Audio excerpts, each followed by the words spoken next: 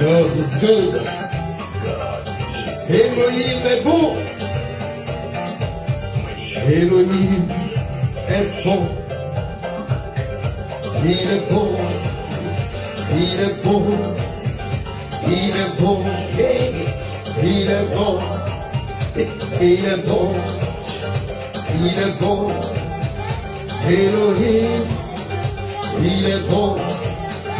Elohim. Il est bon, il est bon, il est bon, il est bon, il est bon, il est bon, Elohim, il est bon, il est bon, il est bon.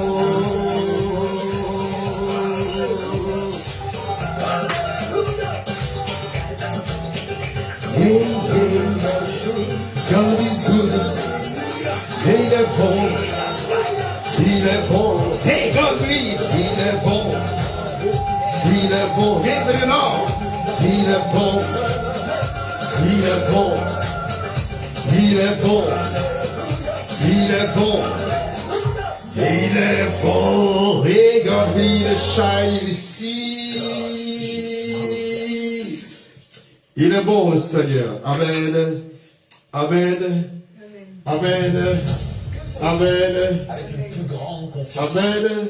Il est bon. Alléluia. Merci Seigneur pour ta grâce. Merci pour ta bonté. Merci pour ta fidélité. Merci parce que tu es bon. Amen. Merci parce que tu es bon. Merci pour ta grâce. Merci de pouvoir nous réunir ce soir, en ce 29e jour de la 11e lune.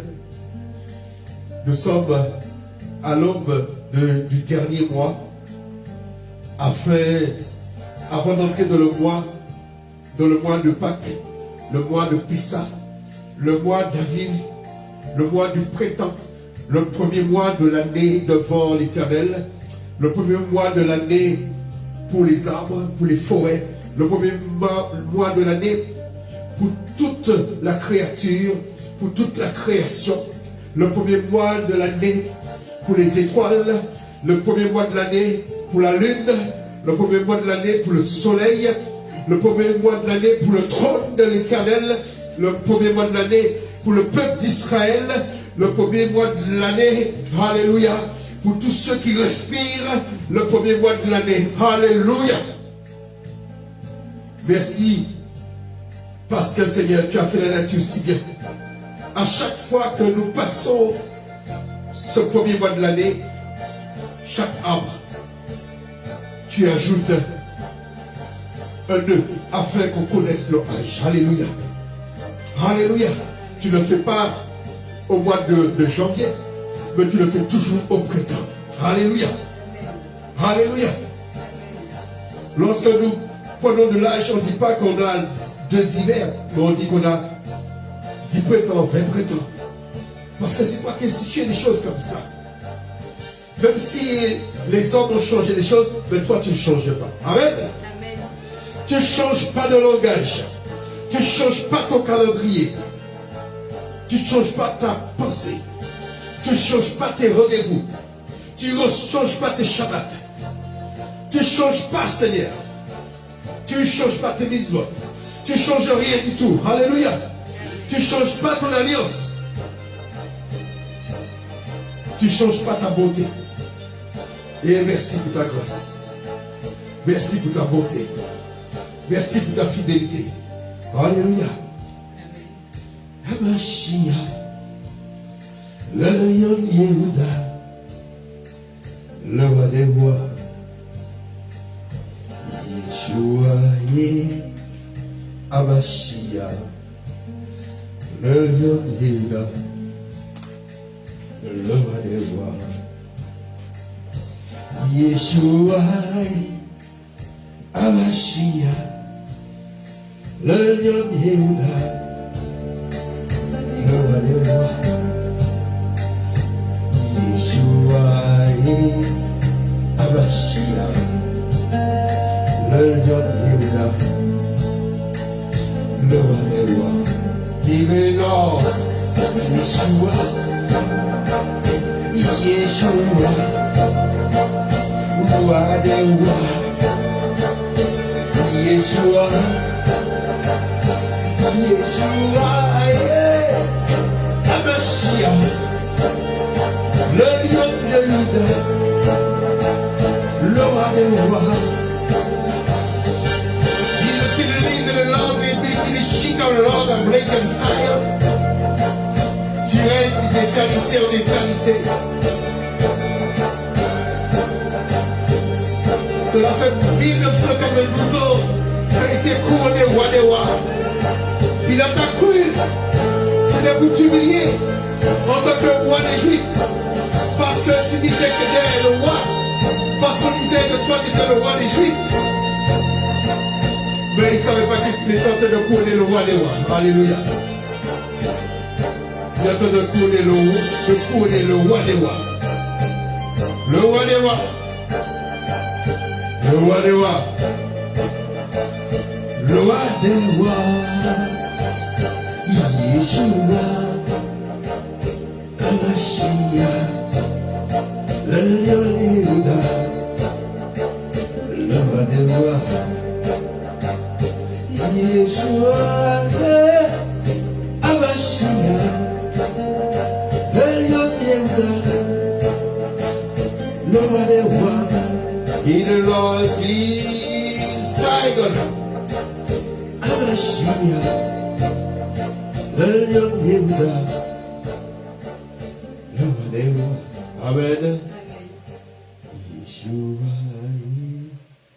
Alléluia. Amen. Merci Seigneur. Alors je te laisse prier.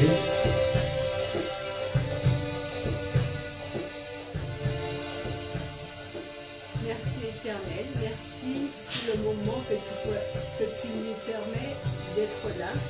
Merci de ta présence. Merci de ton esprit. Merci de ta compassion. Merci pour le 4e jour où tu créas les astres et tout ce qui s'ensuit, Éternel. Merci de ta royauté. Merci de ta fidélité, car tu es toujours fidèle. Nous ne sommes pas toujours fidèles, mais toi, tu restes toujours fidèle. Merci de ton amour. Merci de tes beautés. Merci parce que tu es le Père sous ton trône. Et la terre est ton marchepied. Merci pour tous les auditeurs qui nous écoutent. Merci pour la parole que tu vas nous enseigner. Merci pour que nos oreilles spirituelles et nos yeux spirituels s'ouvrent en ce moment, Éternel. Amen. Amen. Alléluia. Amen. Amen. Amen. Alléluia. Gloria al Re, le Shai, Brique, le Shailo. Yeshua. Yeshua. Yeshua. Yeshua. Alléluia. Amen. Amen, amen, amen, amen, amen, amen, amen, amen. Alors, aujourd'hui nous sommes le 29e jour du 11e mois. Et nous sommes l'année 1992. 1992 ans que le Seigneur a été couronné roi des rois, Seigneur des seigneurs, le roi des Juifs, le roi des Yehudim, le roi de la tribu de Yehuda, le lion de la tribu de Yehuda, le chef de la tribu de Yehuda. Hein? Ils n'ont pas voulu le reconnaître comme fils d'Élohim ou comme Messie, mais ils l'ont couronné comme roi. Amen. Amen. Amen. Amen. Alléluia. Amen. Alors qu'il veut dire qu'ils étaient obligés de reconnaître, hein, comme on dit, que tous les disciples c'était des Yehudim. Et ils ont reconnu que Yeshua était le Messie. Amen. Il était l'Aleph, le Tav, le commencement et la fin. Alors aujourd'hui nous allons voir un film sur la transfiguration. Alors dans le mot transfiguration, on voit qu'il n'y a pas comme mot. Transfigure, on voit quoi par exemple comme mot? Transformation. Amen. Figuration. Figure. C'est-à-dire la transformation du visage de Yeshua.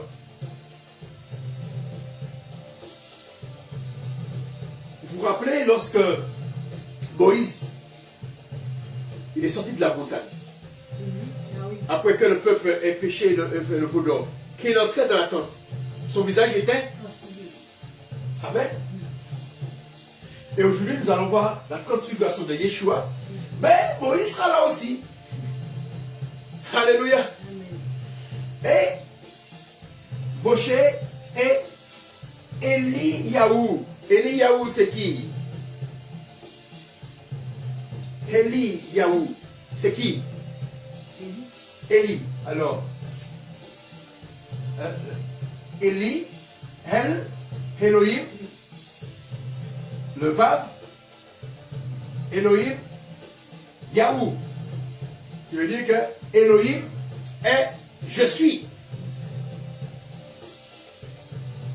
D'accord? Elohim, je suis. Donc on dit, mon Dieu, Eli, Yahou, veut dire, ça veut dire que Elohim et je suis, ou Elohim, je suis. Amen. C'est comme on dit, quand Thomas s'est présenté devant le Seigneur, quand le Seigneur lui a montré les mains, il a dit, mon Seigneur et mon Elohim. D'accord? Elohim, je suis. Hein? Eliyahu, Elohim, je suis. Ou je suis Elohim. Amen. Je suis et Elohim. Hein? Elohim, il s'appelle je suis. C'est pourquoi il avait dit de dire au peuple qui te demandait à son nom, de dire Yahou. Yahoué. C'est Yahoué en abrégé. Amen. Eli et le Vav, et pas le Vav, le Yod. Le Yod, qui est la main. Amen. Amen. Amen. Alors nous allons regarder ce film sur la transfiguration. Alors c'est dans Matthieu 17. Matthieu 17, la transfiguration. Alors, une petite pub et je vous mets ça. Salut, je m'appelle Laetitia Delviès, je suis artisan textile spécialisé dans le Voilà. crochet en velours. Je vends mes créations sur mon e-shop et je collabore avec des marques.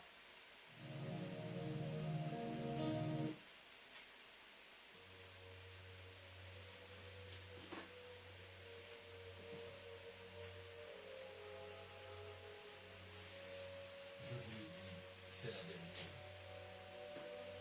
Quelques-uns ici ne mourront pas avant de voir le Fils de l'homme venir comme roi.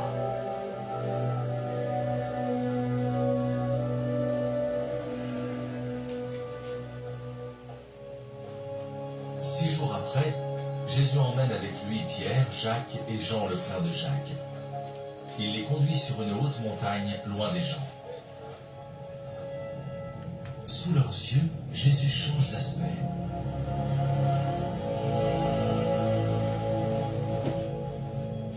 Son visage brille comme le soleil, et ses vêtements deviennent blancs comme la lumière. Tout à coup, les trois disciples voient Moïse et Élie qui parlent avec Jésus. Alors Pierre dit à Jésus, « Seigneur, c'est une bonne chose pour nous d'être ici. Si tu le veux, je vais faire ici 3 abris, un pour toi, un pour Moïse et un pour Élie. Pendant qu'il parle, un nuage brillant arrive et les couvre de son ombre. Une voix vient du nuage et dit « Celui-ci est mon fils très aimé. C'est lui que j'ai choisi avec joie. Écoutez-le. » Quand les disciples entendent cela, ils tombent, le front contre le sol. Ils ont très peur. Jésus s'approche, il les touche et leur dit « Relevez-vous, n'ayez pas peur. » Les disciples lèvent les yeux et ils ne voient plus que Jésus seul.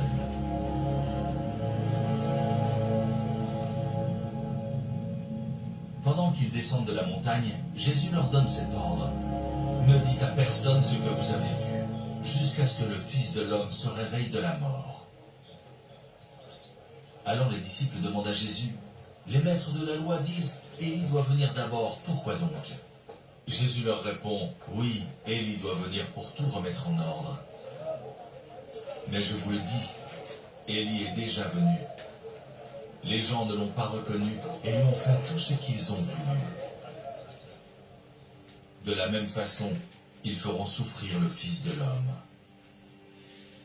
Alors les disciples comprennent que Jésus leur parle de Jean-Baptiste.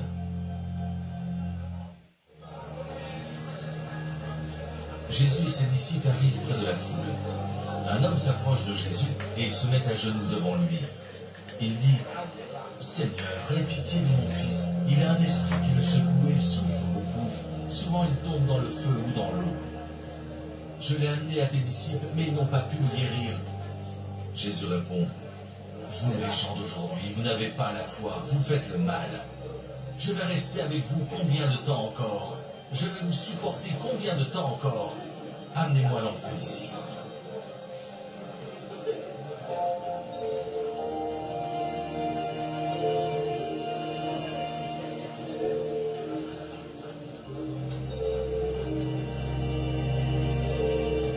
Jésus menace l'esprit mauvais et il sort de l'enfant. Au même moment, l'enfant est guéri. Quand les disciples sont seuls avec Jésus, ils s'approchent de lui et lui disent « Et nous, nous n'avons pas pu chasser cet esprit, pourquoi donc ?» Jésus leur répond « Parce que vous n'avez pas beaucoup de foi. Je vous le dis, c'est la vérité. Si votre foi est aussi petite qu'une graine, vous pourrez dire à cette montagne « Pars d'ici et va là-bas » et elle le fera. Rien ne sera impossible pour vous.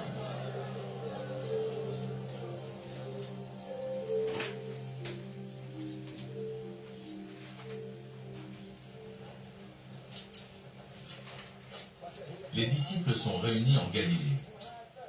Jésus leur dit, « Le Fils de l'homme va être livré aux mains des hommes.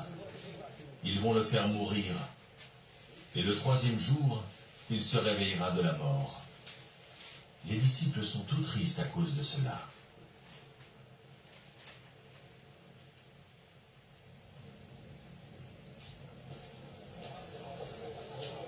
Jésus et ses disciples arrivent à Capernaum. Ceux qui font payer l'impôt du temple s'approchent de Pierre et lui demandent « Est-ce que votre maître paye l'impôt du temple ?»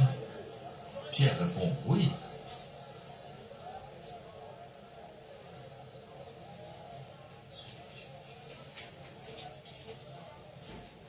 Ensuite, il va dans la maison.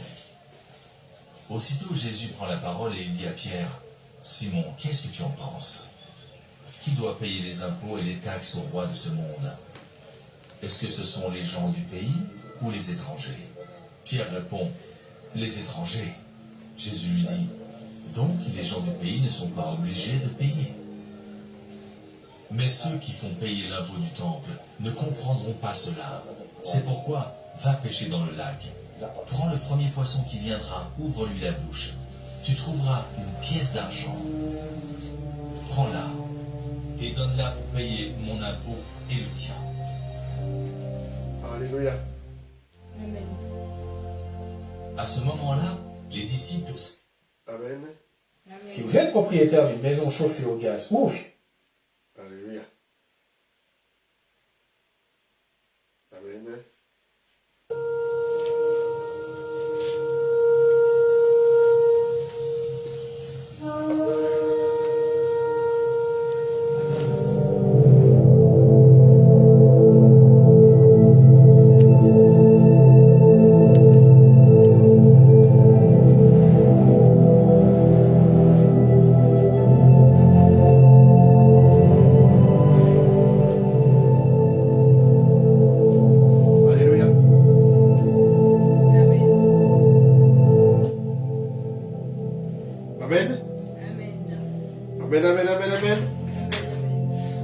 Voilà. Alors nous avons vu ce passage. Alors c'est dans Matthieu 17. Hein, le passage que nous avons vu là. Ce passage qui existe aussi dans les autres évangiles, dans les synoptiques. Ça n'existe pas dans l'évangile de Jean. Ça existe dans Matthieu, Luc et Marc. Amen. Amen. Amen. Amen. Alors, la première des choses, il est dit, verset 1er, 6 jours après. Mais 6 jours après quoi? Après ce que nous avons vu hier. C'est après que le Seigneur ait dit à Pierre, lorsque Pierre lui a dit, quand il lui a posé la question, qui suis-je? Et Pierre a dit que tu es le Messie et le Fils d'Élohim. Amen. Et après, Pierre est venu le voir pour lui dire, lorsqu'il a annoncé sa mort, Pierre est venu le voir pour lui dire que ça n'arrivera pas. Et il a dit à Pierre, passe derrière moi, Satan. Hein? C'est un langage qui choque les chrétiens. Mais Yeshua, qui dit Satan, c'est pas Pierre. Mais il est en train de dire, Satan ça veut dire ennemi. Il n'est pas en train de dire que Pierre est le diable. Mais il est en train de dire à Pierre que tu es un obstacle pour moi. Tu es mon ennemi. Hein? Nous avons vu la lettre le het, c'est une barrière. Ça veut dire que sors devant moi. Tu es une barrière pour moi. Tu es une barrière pour m'empêcher de faire la volonté de mon Père. C'est quoi une barrière? Si vous voulez passer, vous dégagez la barrière. Qui dit, passe derrière moi, ça veut dire que sors devant moi. Sors devant mon passage, laisse-moi continuer, laisse-moi poursuivre mon but. C'est une manière pour dire la détermination. Il est déterminé à accomplir la volonté de son Père. Amen. Amen. Alors, nous allons faire un petit peu d'exégèse. Alors, Matthieu 17. Alors, ce texte est aussi dans Marc 9. Prenons Marc 9, ne perds pas la page, et Luc 9. Nous allons voir. Alors, il est dit dans 6 jours après. Et nous allons voir que Marc, qu'est-ce que Marc dit? Dans le film que nous avons vu, oui, ça l'a signalé. Le nombre de jours après. Marc 9, verset 2.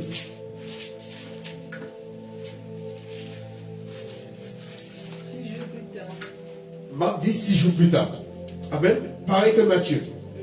Alors, allez-y dans Luc 9, verset 29. Luc a une petite différence. Luc 9, verset 29. Il parle ainsi. Parce que Non, verset 28. Verset 28. quand il vit Jésus, il se jeta à ses pieds en criant de toutes ses forces. Non, je parle de 9. Luc 9, Verset 28. verset 28. Environ 8 jours après. Voilà. L'entretien. Environ 8 jours après. Après que Yeshua ait prononcé les paroles concernant Pierre. Amen. Et là, il le dit 6 jours après. Tu veux dire que Matthieu et Marc sont plus précis. Mais tandis que Luc, il dit environ. Qui veut dire c'est environ une semaine. 6 jours après, si par exemple, aujourd'hui nous sommes, je n'ai même pas noté pour vous quel jour de la semaine que nous sommes. Nous sommes le 4e jour de la semaine aujourd'hui. 4e jour. Le 4e jour, ça correspond au mercredi. Et dans le monde spirituel, les jours commencent au coucher du soleil, non pas à minuit. Amen. À minuit, ça veut dire le milieu de la nuit. Alors les jours ne commencent pas au milieu, ça commence pas au milieu, mais ça commence au bout, ça commence au départ, pas au milieu. Le départ, c'est au coucher du soleil. Alors, supposons nous sommes le 4e jour. 6 jours plus tard, ce sera quoi? C'est plus 6, qui veut dire que ce sera une semaine. 7 jours plus tard, ce sera dans 8 jours, c'est ce qu'on dit dans 8 jours. Qui veut dire, en gros, voilà, c'est la petite différence qu'il y a entre les deux. Un dit 6 jours plus tard et l'autre dit 8 jours. Hein, ce qui fait une différence de jours. Amen. Alors, verset 1er, chapitre 17 de Luc. Qu'est-ce qu'il est dit?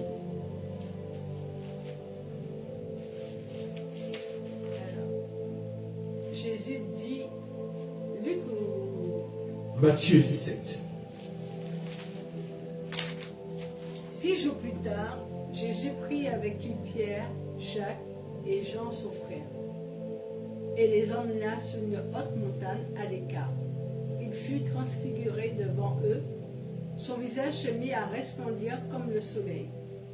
Ses vêtements prirent une blancheur éclatante comme la lumière, et voici que Moïse et Élie leur apparurent. Ils s'entretenaient avec Jésus. Amen. Alors, Yeshua fut transfiguré. Hein, ça veut dire que son visage a changé et métamorphosé. C'est ça? Comment on dit? Métamorphosé. Voilà, métamorphosé. Amen. Alors, ce qui fait que... Mais qu'est-ce qui s'est passé? Son visage s'est métamorphosé. Et qu'est-ce qui s'est passé? Son corps est devenu, son visage est devenu resplendissant comme le soleil. Ses vêtements deviennent blancs, comme la lumière. Il commence à briller. Hein, comme Moïse, lorsqu'il entrait dans la tente, et le peuple ne pouvait pas regarder son visage. Pareil pour les disciples, ils ne pouvaient pas. Moïse et Élie leur apparut. Ils s'entretenaient avec lui. Ça veut dire que les disciples étaient un petit peu plus loin et ils regardaient Moïse et Élie parler avec le Seigneur. Comment ils savaient que c'était Moïse et Élie? Peut-être sur le champ, ils ne le savaient pas. Mais on verra qu'à un moment, Pierre dit, il nomme le nom de Moïse. Est-ce que c'est le rédacteur qui commençait par la suite que c'était Moïse? Mais Pierre prononce le nom de Moïse et d'Eliaou. Alors, qu'est-ce qu'on peut dire?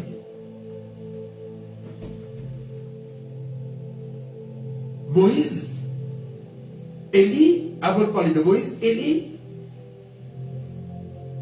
comment il a quitté ce monde, Élie? Parce que s'ils ont apparu, c'est parce qu'ils ne sont pas dans ce monde. Élie, comment il a quitté ce monde? On se rappelle, il est avec son fils spirituel, Élisée, et il est monté avec son char de feu. Un char de feu. Mais Moïse,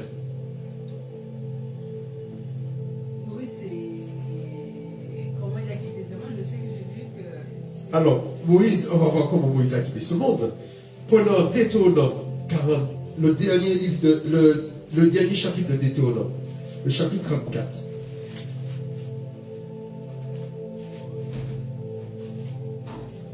Bonjour, mademoiselle. Ah. Alléluia. Alors, nous sommes dans Matthieu, la transfiguration. Amen. Alors prenons le Deutéronome 34. Alors, prenons Deutéronome 34. Verset.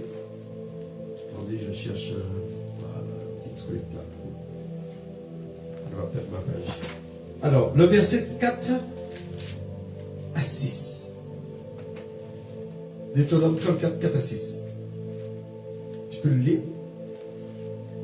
Alors l'Éternel lui dit, voilà le pays que j'ai promis par serment à Abraham, à Isaac et à Jacob. Lorsque je leur ai dit, je donnerai ce pays à vos descendants, je te l'ai fait voir de tes propres yeux, mais tu n'y entreras pas. Moïse, serviteur de l'Éternel, mourra dans le pays de Moab, comme l'Éternel l'avait déclaré. Dieu lui-même l'enterra dans la vallée de Moab, en face de Beth-Péor. Et jusqu'à ce jour, personne n'a jamais su où était son tombeau. Jusqu'à ce jour, personne. N'a jamais su où était son tombeau. Alors, la question se pose. Puisqu'il est dit,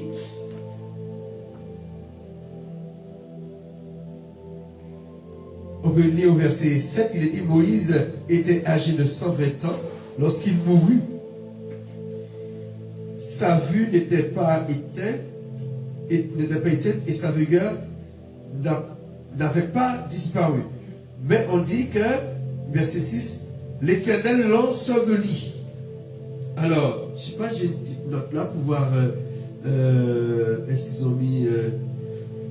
Alors, mais l'Éternel l'a enseveli, mais on ne sait pas où qu'il a enseveli. Alors, si on ne sait pas où qu'il a enseveli, pourquoi on n'a pas retrouvé l'endroit qu'on l'a enseveli?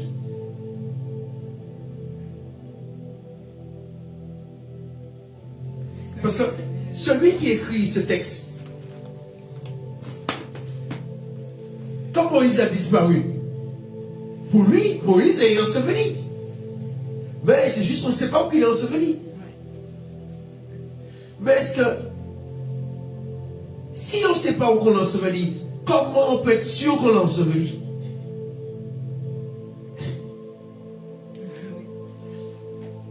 Qui a vu Moïse mourir?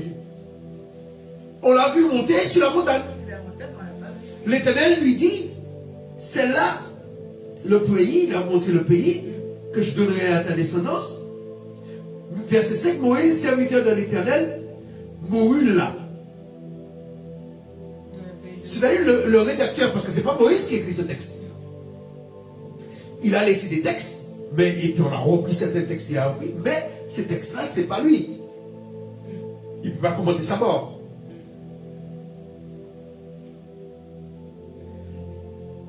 Comment on sait que l'Éternel lui a dit il va mourir? Il ne va pas entrer dans le pays. Mais personne ne peut certifier que Moïse est mort. Est passé par la mort. Parce que là, il apparaît. Est-ce que pour Élie, on peut comprendre. Élie, il est monté au ciel, il n'est pas passé par le séjour des morts. Mais est-ce que quelqu'un qui est dans le séjour des morts peut revenir? Lorsque Yeshua a donné la parabole, peut-être on le verra, du riche et Lazare. À un moment, le riche dit, mais d'aller dire, d'envoyer des gens pour dire à ses amis de ne pas venir dans le séjour des morts, de ne pas venir dans l'enfer. Parce qu'il fait chaud.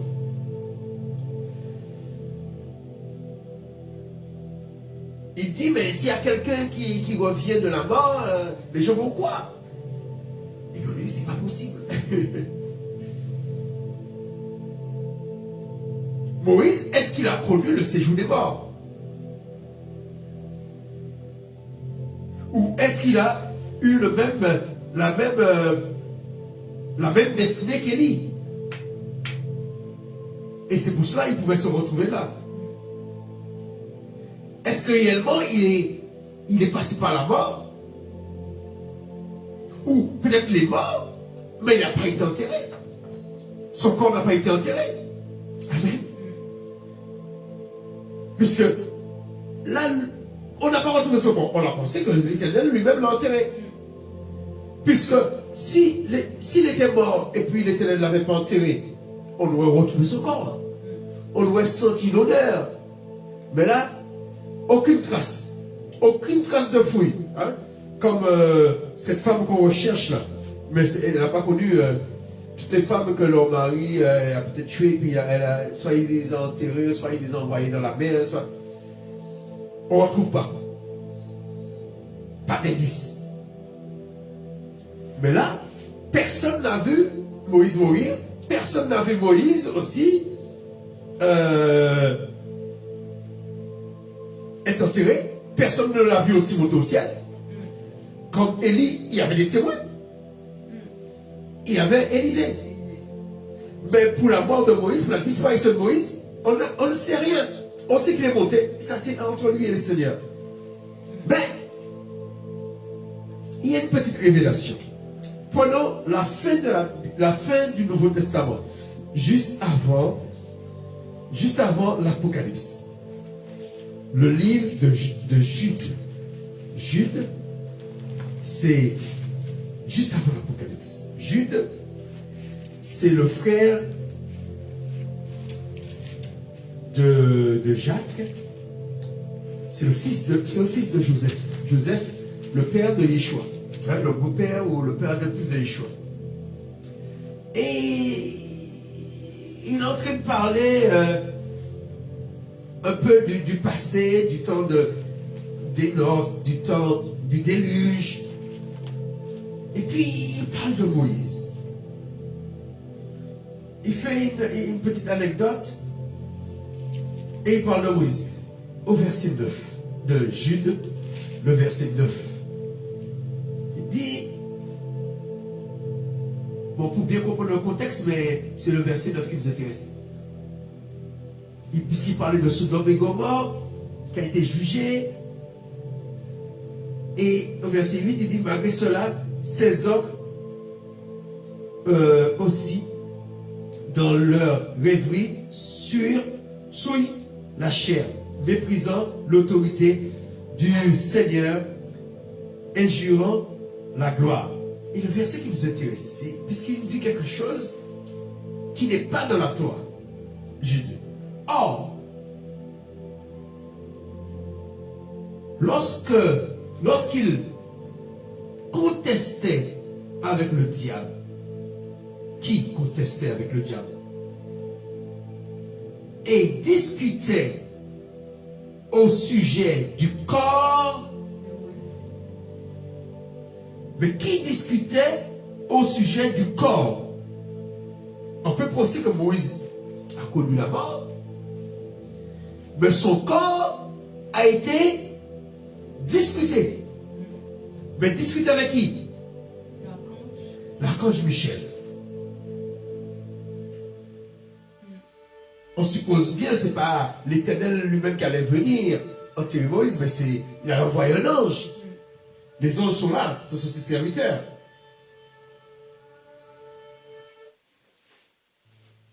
Ce sont ses serviteurs. Mais son corps a été discuté. Pourquoi? Le diable, il voulait que le corps de Moïse aille où? Oui, il voulait que Moïse, son corps, parce que le corps, ça va où le corps? Le corps va dans la terre. C'est l'âme qui va se juger mort. Si son corps a été discuté, ça veut dire que son Moïse n'a pas été enterré. On ne parle pas de son âme. On ne parle pas de son souffle, on ne parle pas de son esprit, on parle de son corps. Et c'est pourquoi on n'a pas retrouvé le corps de Moïse. Son corps a été discuté. Ça veut dire qu'il est sur mon bord. Mais le diable voulait que ce corps reste là. Là, face dans le pays de... Comment ça s'appelle ce pays-là? Le pays de Moab. Mais l'Éternel n'a pas décidé ainsi. Et c'est l'archange Michel.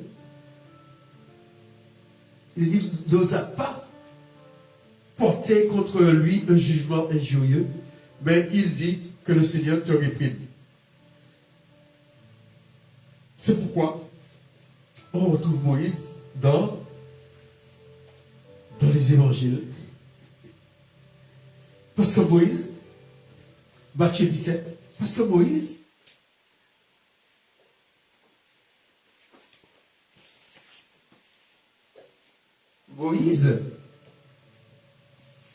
il est passé par la mort, mais son corps n'est pas descendu de la terre. Amen. Et son âme n'a pas été dans le séjour des morts. Il a eu le même sort qu'Élie et Enoch. Élie et Enoch ne sont pas passés par la mort. Ils sont montés au ciel. Amen. Yeshua est passé par la mort. Il est descendu au tombeau. Même Moïse. Même si le livre de Deutéronome dit que l'Éternel l'a enterré, mais Jude lui révèle que son corps a été discuté. Et le corps, c'est dans la terre, ça va. S'il a été discuté, ça veut dire que le diable voulait qu'il soit enterré. L'ennemi, Satan, ça veut dire l'ennemi. L'ennemi ne voulait pas que. Parce que c'est-à-dire quand l'Éternel a envoyé Michel-Ange pour prendre le corps de Moïse, l'ennemi a lutté avec lui.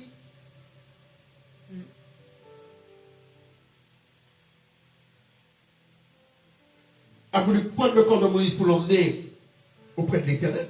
L'ennemi a lutté avec lui. Et il lui a dit quoi? Que l'Éternel te réprime. Parce que pourquoi? L'ennemi voulait faire quoi? Empêcher que la volonté du Seigneur se fasse. C'est pourquoi on n'a pas retrouvé son corps. Celui qui écrit le livre de Deutéronome, eh bien, ils ont écrit ce qu'ils savaient. Mais Jude qui a connu le Seigneur, Jude qui était le frère du Seigneur, il a eu la révélation.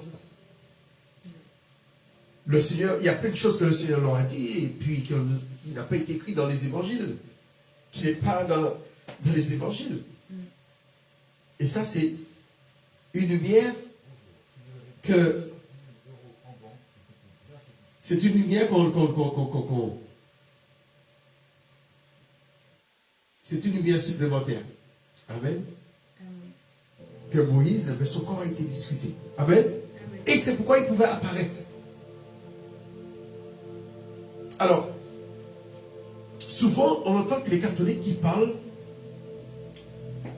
de l'apparition de la Vierge Marie ou l'apparition d'Anne. Cela est possible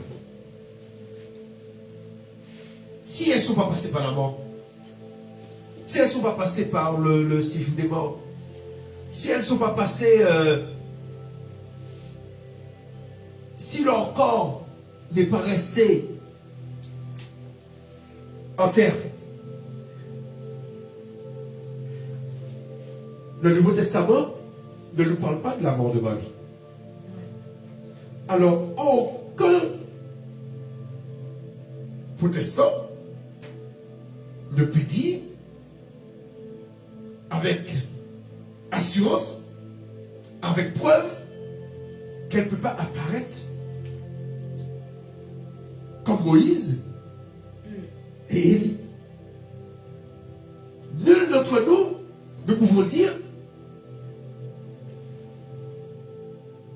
que son corps a été enlevé comme Moïse.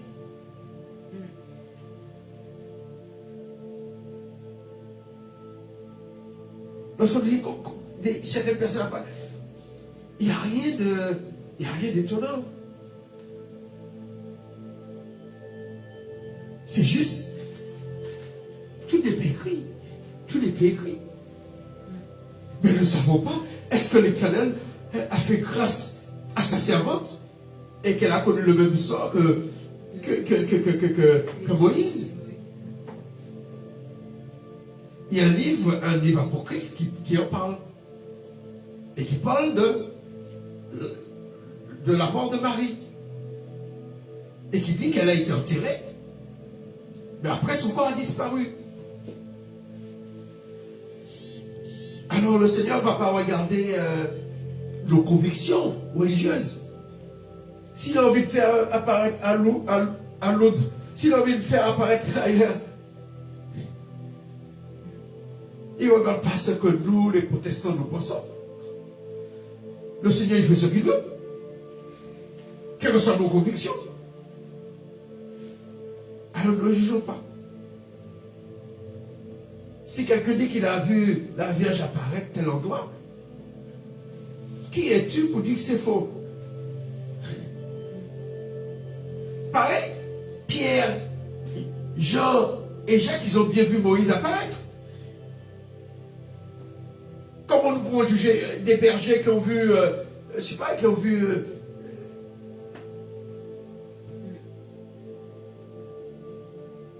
nous ne pouvons pas juger. Ce n'est pas nous qui décidons qui doit apparaître, qui ne doit pas apparaître.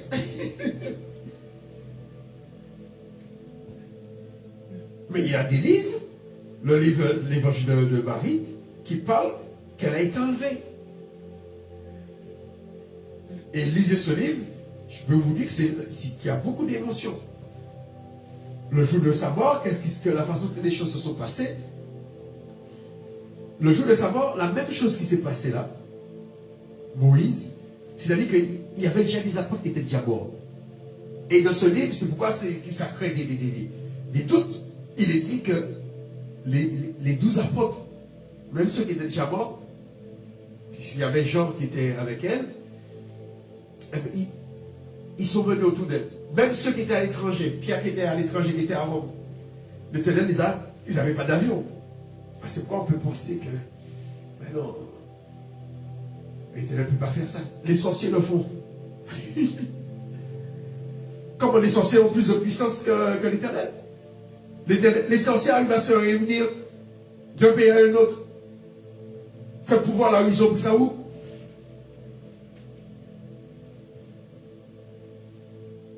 Alors ce pouvoir-là, c'est pour eux que l'Éternel a créé ça. Il n'y avait pas d'avion, comment ils font?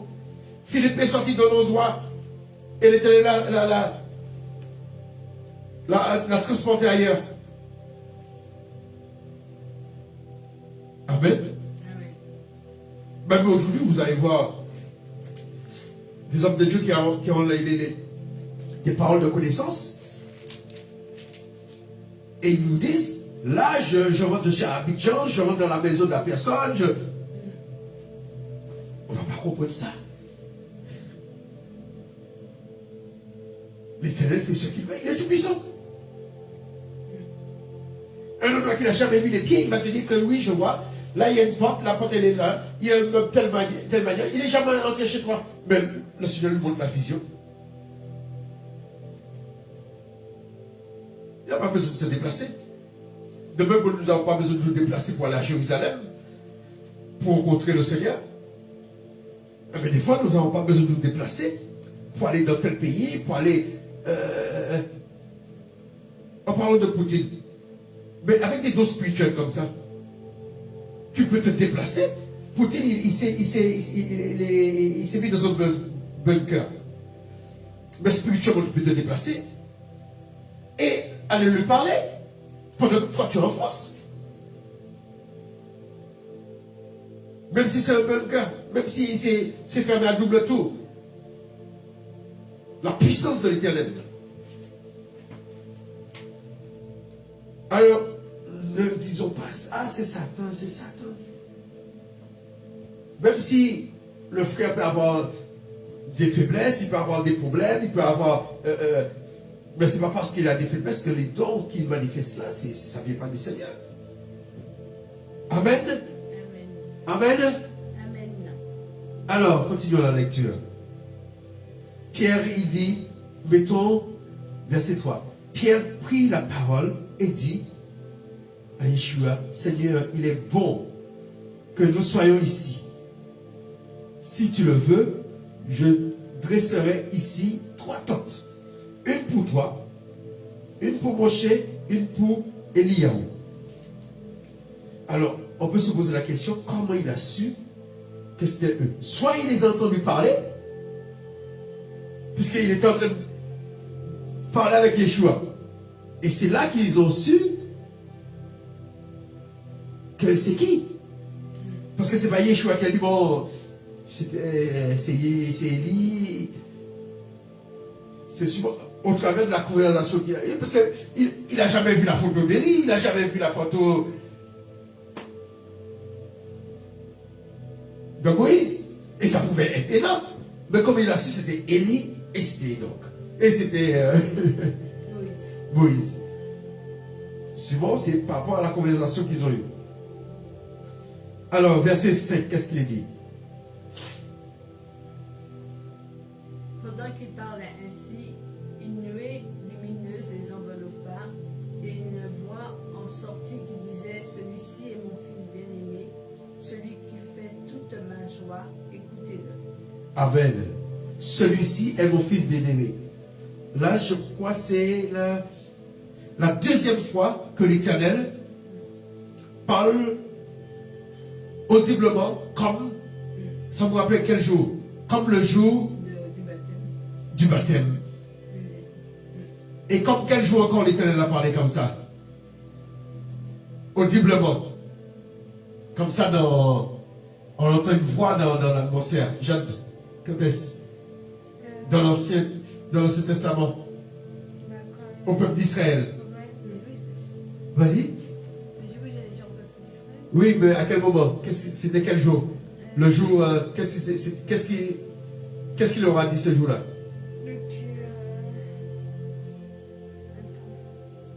Le jour des 10 commandements, les 10 paroles. Il leur a parlé audiblement, tout le monde a entendu. Et par la suite, on reverra, l'Éternel a recommencé la même chose dans le temple. Lorsque le jour que Yeshua est entré triomphalement. Mais on voit que l'Éternel là, il dit que c'est mon fils bien-aimé. Alors le livre qui dit que l'Éternel n'a pas engendré, il n'a pas été engendré, c'est faux. L'Éternel lui-même dit que c'est son fils. Ça veut dire que lui-même admet qu'il a engendré. Amen. Amen. Amen. L'islam reconnaît que Yeshua est le Messie, mais on ne reconnaît pas que l'Éternel engendre. Et là, l'Éternel est en contradiction avec le prophète Mohamed. Il a engendré. Amen. Ce n'est pas une falsification du Nouveau Testament. Verset 6. Qu'est-ce qu'il dit? En entendant cette voix, les disciples furent terrifiés et tombèrent le visage contre terre. Mais Jésus s'approcha et posa la main sur eux en disant, relevez-vous et n'ayez pas peur. Alors ils se levèrent les yeux. Non, alors ils levèrent les yeux et ne virent plus que Jésus seul. Pendant qu'ils descendaient de la montagne, Jésus leur donna cet ordre. Ne racontez à personne ce que vous venez de voir avant que le Fils de l'homme soit ressuscité. Amen. Qui me disent toutes ces choses, c'est à la résurrection qu'ils ont raconté ça. Amen. Amen. Alors, continuons cette histoire. Les disciples lui demandèrent alors, pourquoi donc les spécialistes de la loi disent-ils qu'Élie doit venir d'abord? Il leur répondit, effectivement, Élie doit venir remettre toutes choses en ordre. Or, je vous le déclare, Élie est déjà venu, mais ils ne l'ont pas reconnu. Au contraire, ils l'ont traité comme ils l'ont voulu. Et c'est le même traitement que va subir de leur part le Fils de l'homme. Amen. Les disciples comprirent Oui, alors voilà. qu'il parlait de Jean-Baptiste. Il les dit, Élie doit venir d'abord. Lorsque, parce que les scribes, les pharisiens, pour eux, devant le Messie, Élie devait venir annoncer la venue du Messie. Mais c'est Jean-Baptiste qu'on a envoyé. Oui, Jean-Baptiste. Je ne sais pas ce que vous vous rappelez, vous avez peut-être déjà entendu ces genres d'histoire. Il y avait un pasteur, il s'est habillé comme un clochard, Ouais. et personne Ils sont déjà. ne s'est occupé de lui. Et après, on a découvert que c'était le pasteur. Mais Jean-Baptiste, c'est comme ça. Il avait quoi?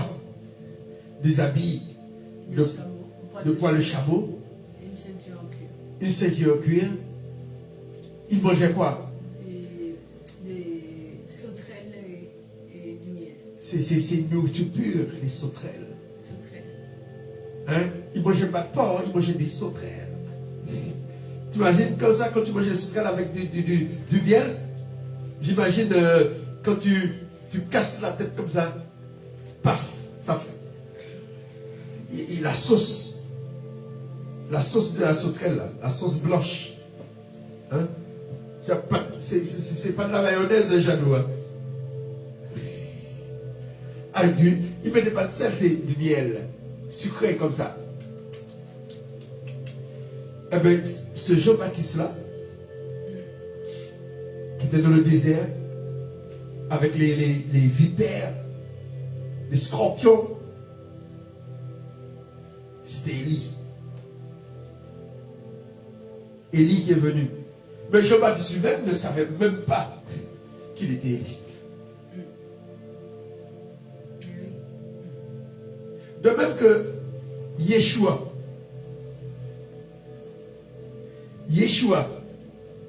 s'est incarné. Élie pouvait s'incarner aussi. Comme Matthieu, comme il s'appelle,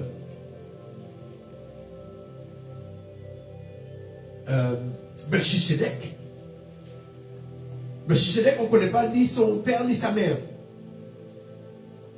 Mais lorsqu'on lit l'un des livres d'Enoch, on découvre que Melchisedec était né avant le déluge. Et bébé, l'Éternel l'a repris. Melchisedec, c'était le fils de la femme du frère de Noé, Er. Je crois que c'était le deuxième fils. Et lui, Er, lorsque, comme ça s'appelle, Mathusalem est mort, leur grand-père, parce que leur grand-père a pris la place d'Enoch, qui était le prêtre. Et Mathusalem est devenu le prêtre. Et après, c'est le frère de Noé qui a remplacé son grand-père Mathusalem. Et quand il revient de sa prêtrise, plus de 9 mois après, il découvre que sa femme est enceinte où elle a accouché. Et comme ils n'ont pas cru, l'Éternel a pris la femme. Et l'Éternel n'a pas voulu que l'enfant périsse aussi dans le déluge. L'Éternel l'a enlevé avant. Et c'est pourquoi il est réapparu quelques siècles plus tard à Abraham. C'est pourquoi on connaissait pas ça bien, parce que lorsqu'il est apparu, déjà grand, chef de la ville des Jébusiens, Jérusalem. Et on ne comprenait pas, on ne connaissait pas son père, on ne connaissait pas sa mère, puisque déjà il n'a pas eu de père, il a eu une mère, il a eu la même naissance que Yeshua. Mais il a connu la naissance avant le déluge. Et l'Éternel l'a pas enlevé. Et il est réapparu. Et Jean-Baptiste, on ne sait pas qu'est-ce qui s'est passé. Jean-Baptiste, on sait que sa mère n'avait pas d'enfant. Et l'Éternel a fait un miracle. Mais peut-être c'est l'esprit d'Élie qui l'a reçu. Alléluia. L'Éternel fait ce qu'il veut. Le monde de mystère, si on est cartésien, on est dogmatique, c'est comme ça, c'est comme ça. L'Éternel fait ce qu'il veut dans le domaine spirituel. L'Éternel n'est pas obligé de respecter les règles de la nature.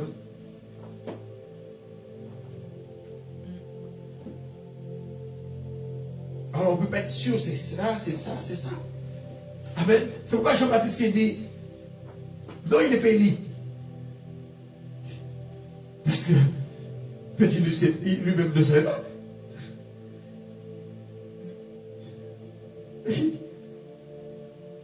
La chose qu'il sait, qu'il est appelé à la voix dans le désert. La seule chose qu'il sait. La voix qui crie dans le désert. Eh bien, il s'est mis à crier dans le désert. Amen. Alors, continuons la dernière histoire. Lorsque Yeshua revient de la montagne. Alors, quand ils furent revenus auprès de la foule, un homme s'approcha de Jésus, se jeta à genoux devant lui et le supplia. Seigneur, aie pitié de mon fils. Il est épileptique et il souffre beaucoup. Il lui arrive souvent de tomber dans le feu ou dans l'eau. Je l'ai bien emmené à tes disciples, mais ils n'ont pas réussi à le guérir. Jésus s'exclama alors, gens incrédules et infidèles à Dieu, jusqu'à quand devrais-je encore rester avec vous? Jusqu'à quand devrais-je encore vous supporter? Amenez-moi l'enfant ici. Jésus commanda avec célérité au démon de sortir et immédiatement celui-ci sortit de l'enfant qui fut guéri à l'heure même. Alors les disciples prirent Jésus à part et le questionnèrent. Pourquoi n'avons-nous pas réussi, nous, à chasser ce démon? Parce que vous n'avez que peu de foi, leur répondit-il. Vraiment, je vous l'assure, si vous avez de la foi, même si elle n'était pas plus grosse qu'une graine de moutarde, vous pourrez commander à cette montagne, déplace-toi ici jusqu'à là-bas, et elle ne ferait rien, ne vous serait impossible. Amen. Alors, lorsqu'il revient de la montagne, c'est à ce moment-là qu'il revient voir ses disciples. C'est à ce moment que cette histoire s'est passée. Puisqu'il n'était pas avec les trois. Alors, du coup, il reste 9. Mais ils n'ont pas pu chasser le démon. Et Yeshua, il prie pour l'enfant. Et l'enfant est guéri. Et les disciples se posent la question, mais parce que quelque temps avant, Yeshua les avait envoyés annoncer la bonne nouvelle, annoncer que le royaume des cieux est proche. Il leur a donné le pouvoir de guérir les malades, de chasser les démons, de ressusciter les morts. Amen. Et eux qui sont revenus, qu'est-ce qu'ils ont dit? Eh bien, nous avons vu. Nous avons chassé les démons, nous avons ressuscité des morts, non, pas des ressuscité des morts, mais nous avons... Est-ce qu'il n'y a pas de témoignage? Mais ils ont guéri des malades, des palais, etc. Et Yeshua disait, je voyais Satan tomber du ciel comme des éclairs. Chaque fois que vous liez Satan, il était lié aussi dans le ciel. Chaque fois que vous libérez un démoniaque, il y avait quelque chose qui se passe dans le monde spirituel, dans le monde de ténèbres, dans le monde céleste. Et là, ils n'arrivent pas. Et ça, c'est des choses qui nous arrivent jusqu'à maintenant. Il y a des esprits qui insistent. Et c'est pourquoi il est dit quoi? Ce sorte de démons ne sortent que par la prière et par le jeûne. C'est pourquoi il y a des délivrances qui se font par le jeûne. Le jeûne de celui qui prie, mais des fois, le jeûne de celui qui a l'esprit. C'est-à-dire que tant que cette personne ne prendra pas un temps de jeûne, il ne pourra pas avoir sa délivrance. Et c'est ce que Yeshua a voulu dire. Qui veut dire, le jeûne dont il parle, ce n'était pas le jeûne pour les apôtres. Hein. C'était le jeûne qu'il fallait que cet enfant fasse ce jeûne. Parce qu'un jour, on leur a posé la question, mais pourquoi tes disciples ne jeûnent pas? Il a dit, mais ils ne jeûnent pas parce que tant que je suis là, ils n'ont pas besoin de jeûner, mais quand je ne serai pas là, il va falloir qu'ils jeûnent. Je veux dire qu'il y a des délivrances quand on voit que ça insiste, ça ne change pas, il faut un jeûne. Et des fois, le Seigneur, il précise le nombre de jours. Ça peut être 3 jours, ça peut être une semaine, mais le Seigneur donne l'ordre. Amen. Amen. Ça, c'est très, très, très important. C'est pas...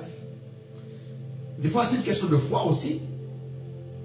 Hein, puis il dit, si vous avez la foi comme un grain de sénévé. Mais si vous n'avez pas la foi qu'il faut, faites un jeûne. Amen. Amen. Alléluia. Amen. Alors, verset 22, qu'est-ce qu'il dit? Un jour qu'ils parcouraient ensemble la Galilée, Jésus leur dit, le Fils de l'homme va être livré aux mains des hommes. Ils le feront mourir, mais le 3e jour, il ressuscitera. Amen. Il fut très attristé. Ça fait, c'est au moins la 3e fois qu'il leur dit ça. Qu'il leur annonce qu'il sera livré. Amen. Amen. Et la fin après, ils arrivent où? Ils se rendirent à Capernaum. Là, les agents chargés de percevoir l'impôt pour le temple vinrent trouver Pierre et lui demandèrent, votre maître ne paie-t-il pas l'impôt du temple? Si, répondit-il, il le paye.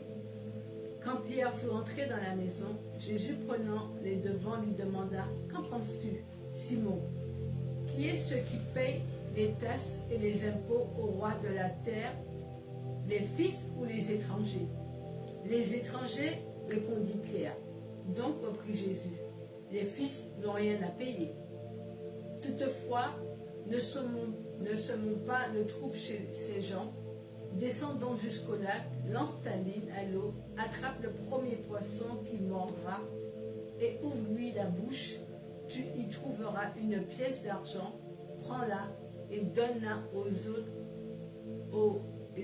aux agents en paiement de l'impôt pour nous deux. Amen.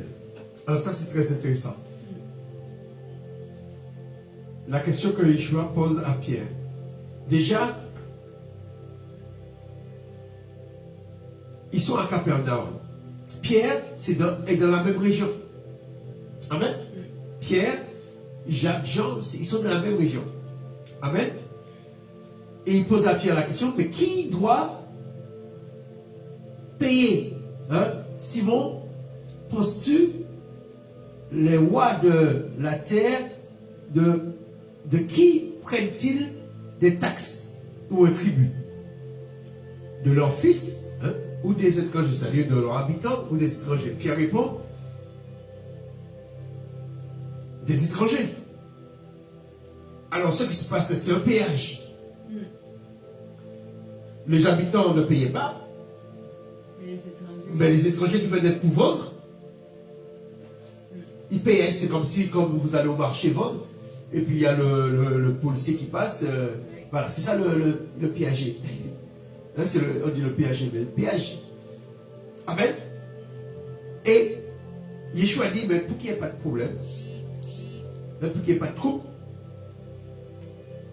parce que moi je suis de Nazareth, là on est à Capernaum, et toi tu es dans le coin, c'est de la même région, donc on va payer pour les deux. Tu vas avoir un poisson, comme Jonas, et dans la bouche de ce poisson il y aura quoi? Une pièce d'argent. Mais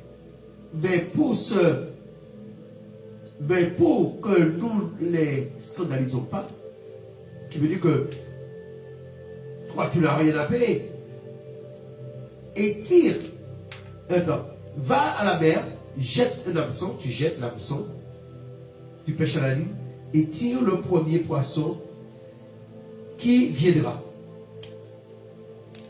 Il viendra, le poisson viendra. Ouvre-lui la bouche et tu lui trouveras un starter. Starter, ça veut dire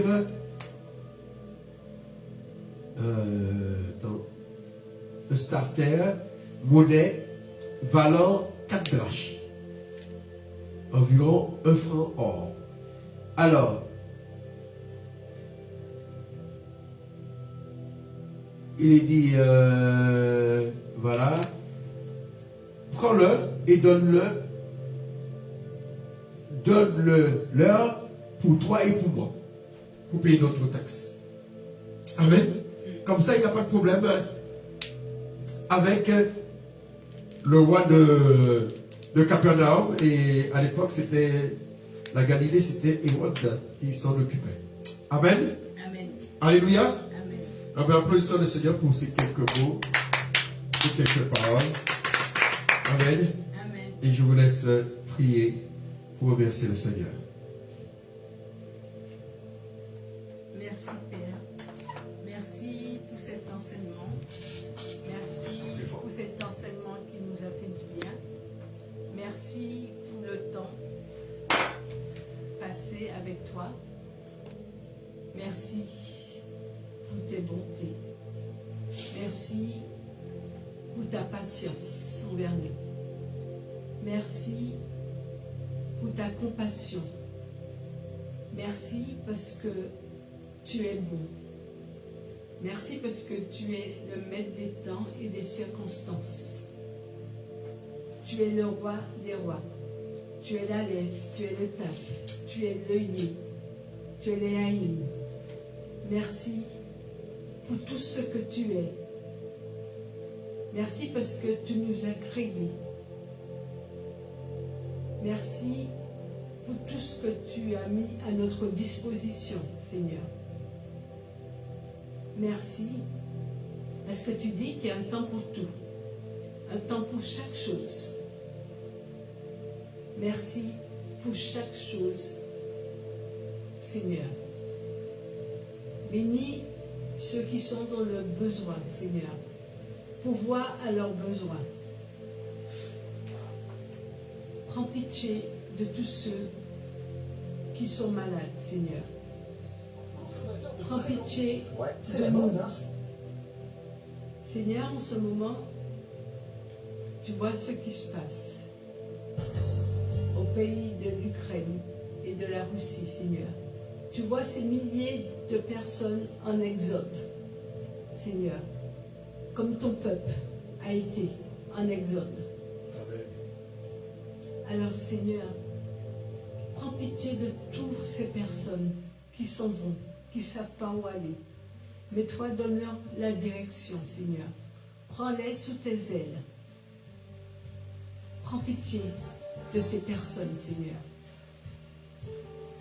Prends soin d'eux, comme tu as pris soin de ton peuple dans le désert. Ni leurs habits, Seigneur, ne sont usés, ni leurs chaussures, Seigneur. Fais de même pour ce peuple qui fuit tout ce qui se passe, Seigneur, pour voir leurs besoins. Envoie des Samaritains, Seigneur, car tu es le je suis. Tu es tout puissant dans toutes choses. C'est toi qui décides, Seigneur. Oui, Seigneur. Tant que tu n'as pas dit le dernier mot, Seigneur, merci. Merci pour ta grâce. Merci pour ta parole qui nous nourrit, Seigneur. Merci pour tout ce que tu fais, tout ce que tu feras et tout ce que tu es en train de faire à l'instant. Tu es formidable, Seigneur. Essuie les larmes sur tout visage qui pleure en ce moment, Seigneur. Délivre des captifs, délivre des prisonniers, Seigneur. Délivre, Seigneur. Oui. Merci. Merci parce que tu es bon. Tu es je suis. Tu es fidèle, Seigneur. Tu es amour, tu es vérité, tu es lumière. Tu es 3 fois saint. Amen. Merci de ta sainteté. Merci pour tout. Amen. Amen. Amen. Alors Seigneur. Amen. Alors soyez bénis et nous nous retrouvons nous retrouvons demain soir. Amen.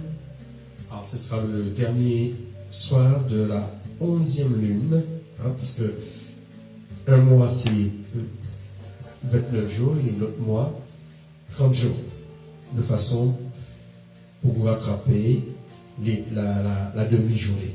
Amen, les 12 heures. Alors soyez bénis. Voyez Amashia, le lion Yehuda, le roi des rois. Yeshua, Amashia, le lion Yehuda, le roi des rois. Yeshua, Amashia, le lion Yehuda, le roi des rois. He the Lord, baby no suka. Oh my baby, the Lord is high. He the Lord, Yeshua, Amashia, le lion Yehuda, le roi des rois. Jesus Sire, making Lord and Deacon, Lord Jesus, Deacon, Lord and breaking light, breaking sugar, Lord and breaking sugar. In my life, Yeshua, Amashia, le lion Yehuda, le roi des rois. Et bien, égal, Amashia, le lion Yehuda, le roi des rois. Yeshua, Amashia, le lion Yehuda, le roi des rois. Et qu'il brille le chocolat. Amashia, le lion Yehuda. Que le Seigneur vous bénisse.